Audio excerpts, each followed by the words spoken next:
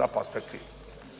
Because we must be reminded of the provisions of our Constitution, the Constitution of the Federal Republic of Nigeria, 1999, as amended. Mr. President, Chapter 4 of our Constitution is very explicit on the issue of fundamental rights. Chapter 4 of our Constitution is very explicit on the issue of fundamental rights. Mr. President, if you have a closer look at our Constitution, we have about 8 rights that are clearly stated.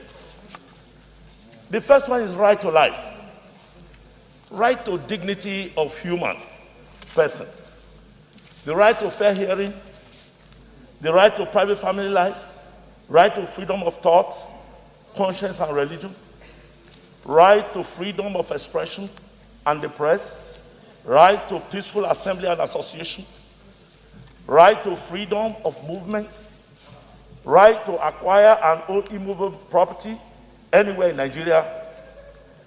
These 8 rights, Mr. President, we are talking of the right to life. We know it too that it is the right of every Nigerian to have his right preserved, his life preserved. And if you look at that, the first right in our Constitution, of course, in that chapter. And the only reason why somebody's life must be taken must be as a result of adjudication by a court of competent jurisdiction. Anything different from that is a violation of the provision of this Constitution. Mr. President, oftentimes in this country, even agencies of government that are established, we have seen it that people have violated the rights of Nigerians.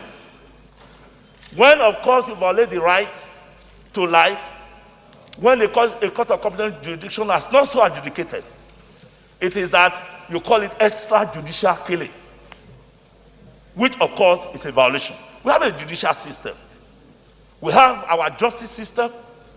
We have our codes, both penal and criminal codes. And we expect that those who violate these codes must be brought to book. Mr. President, oftentimes, if you remember in the 8th Senate, we too tried to do amendment to the FCC Act. And the area of it that was more meaningful was the violation of fundamental rights, where people are arrested and incarcerated, when, of course, issues have not been fully investigated, when, of course, properties are forfeited, when, of course, a court of competent jurisdiction has not adjudicated on the matter. All these things are occurrences happening in our country today. And I believe they are very serious issues. All throughout last week, my phone was inundated with calls. This issue of federal, Sars. Every time now you see them, I call them urban terrorists. You see them, they are done in attires that you can best describe, for criminals. So it is not just happening. And I thank Senator Oluremi Tinubu, who has brought this to the fore. Some of us thought of it that once we resume this week, we're going to bring up this matter. It's now an issue of national disgrace.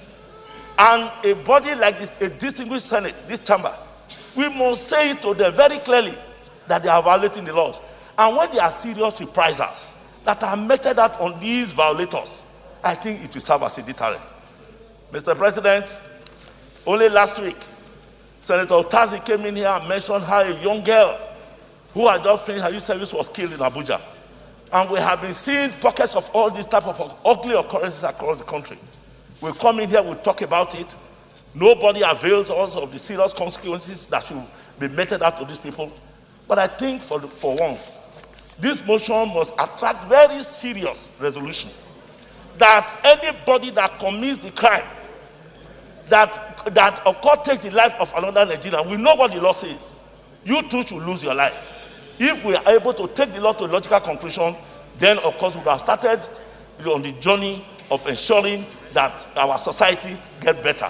Thank you very much, Mr. President. Minority Leader, Minority Whip, sorry.